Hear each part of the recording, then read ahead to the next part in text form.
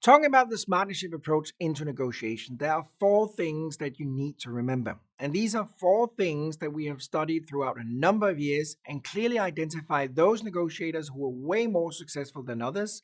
And it also obviously showed those in negotiation who are less successful because they don't view and they don't respect these four items I'm going to go through right now.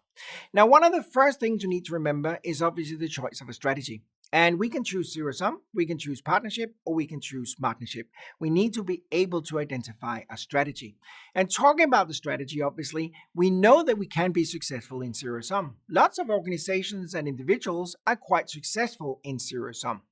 But what I know, and lots of organizations out there knows as well, is that we will be financially more successful if we can move from zero sum into partnership.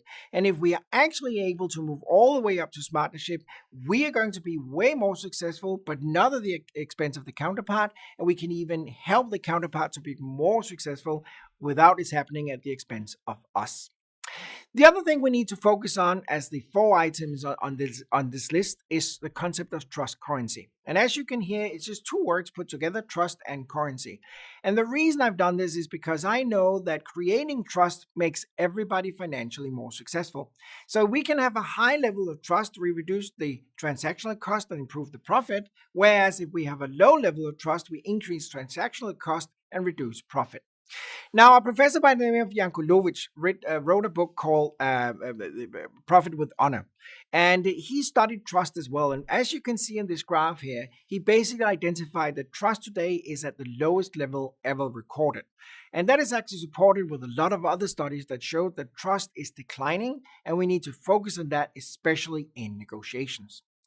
When we talk about rules of the game, we really have to negotiate how to negotiate. So when you meet up with your counterpart, you shouldn't just step right into negotiation. You actually have to start negotiating on how you want to negotiate.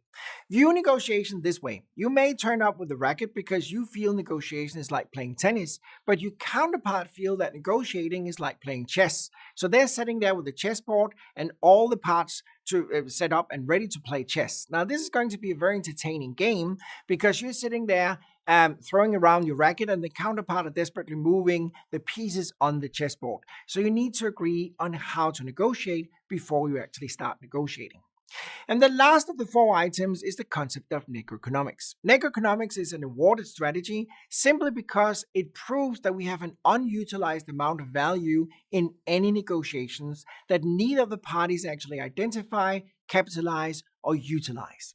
What we know on average is that approximately 90% of the values in a negotiation goes to the buying part, an average of 39% of all the values go to the buying part, and a shocking 42% of all the values are not going to anyone. They're basically just being left on the table without neither of the parties utilizing, identifying, or capitalizing that potential.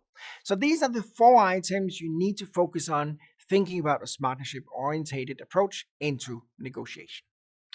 When we look at the full picture, or we should look at the full picture, we have a very traditional approach into negotiation. And as you can see, we have a buyer, and the buyer may have a budget of $150,000 to buy whatever is the content of this negotiation. And we might have a sales rep, and the sales rep have a limitation of 120. So the traditional negotiation space is the difference between the 150 and 120. So in this case, obviously, that would be 30.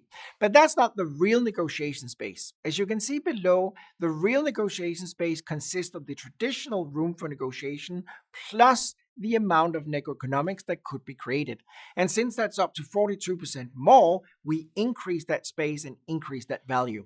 And three things will happen. One thing is that negotiation will actually become easier because we have a bigger space to negotiate upon.